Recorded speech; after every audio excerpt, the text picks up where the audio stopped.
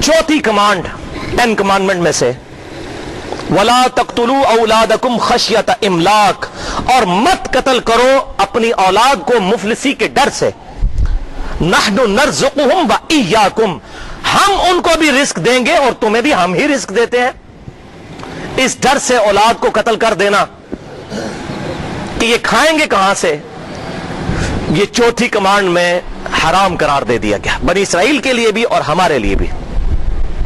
और आपको पता है, आपके पड़ोसी मुल्क इंडिया के अंदर रोजाना 3000 बच्चियां जब प्रेगनेंसी आइडेंटिफाई हो जाती है अल्ट्रासोनिक टेस्ट के जरिए,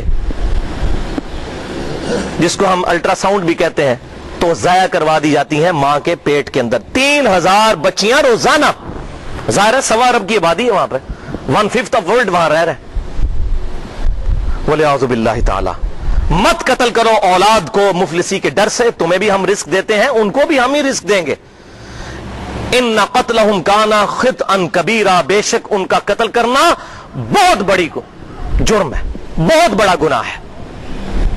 लेकिन यहां पर यह बात भी याद रखें, ये जो हमारे मुल्क के अंदर बहबूद आबादी वालों ने ढोंग रचाया हुआ है और लोगों को इस तरफ लगा रहे हैं कि जी ज्यादा होगा तो कैसे खाएंगे और क्या करेंगे।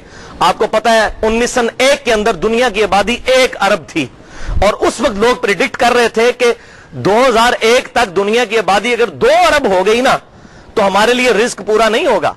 तो 2001 में 2 अरब नहीं हुई, 3 अरब भी नहीं हुई, 4 अरब भी नहीं हुई, 5 अरब भी नहीं हुई, 6 अरब आबादी हो गई है। और सिर्फ चाइना ने इतनी जूतियां बना दी हैं कि आंदा 100 साल के लिए भी वो ना बनाए तो जूतियां ही काफी हो जाएंगी।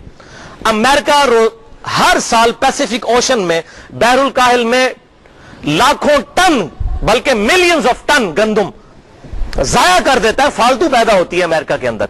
कहीं इंटरनेशनल मार्केट में गंदम की प्राइस नीचे ना आ जाए। ये कहते हैं रिस्क कौन देगा, रिस्क तो दे रहा है अल्लाह ताला। जिस जमीन से 1 मन गंदम निकलती थी, आज उसी जमीन से 40 मन गंदम निकल रही है, साइंटिफिक फील्ड में तरक्की की वजह से। अल्लाह तबारक व तआला ने इंसानों के लिए कितने ट्रुथ रिवील कर दिए, तो अल्लाह ताला बंदोबस्त फरमा रहा है। लिहाजा इस खदशे से औलाद को कत्ल ना किया जाए। हां, एक पहलू जो है वो जायज है, और वो सही बुखारी और सही मुस्लिम की मुत्तफ़क़ुन अलैह हदीस है।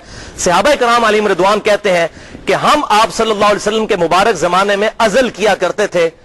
अज़ल ये होता है कि कोई शख्स अपनी बीवी के साथ इज़्दवाजी ताल्लुक कायम करे और जब डिस्चार्ज का वक्त आए तो उस वक्त अलग हो जाए ताकि उससे औलाद पैदा ना हो। अमूमन वो लोंडियों के साथ ऐसा किया करते थे। तो आप सल्लल्लाहु अलैहि वसल्लम ने फरमाया कि अगर ऐसा ना करो तो क्या है, जो औलाद दुनिया में आनी है वो तो आकर रहेगी। लेकिन आप सल्लल्लाहु अलैहि वसल्लम ने उनको मना भी नहीं फरमाया, क्योंकि नबी पर वाजिब होता है कि वाज़े अल्फाज में मना फरमा दे। आप सल्लल्लाहु अलैहि वसल्लम ने मना नहीं फरमाया, सिर्फ कहा कि अगर ना करो तो क्या हर्ज है। लिहाजा इस पर मुहद्दिसीन का इजमाई फहम है कि अज़ल करना जायज है।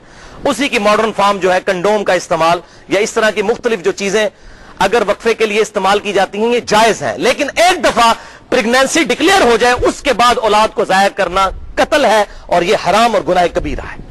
लिहाजा ये मैंने मॉडर्न एज का एक मसला भी इस हवाले से क्लियर कर दिया।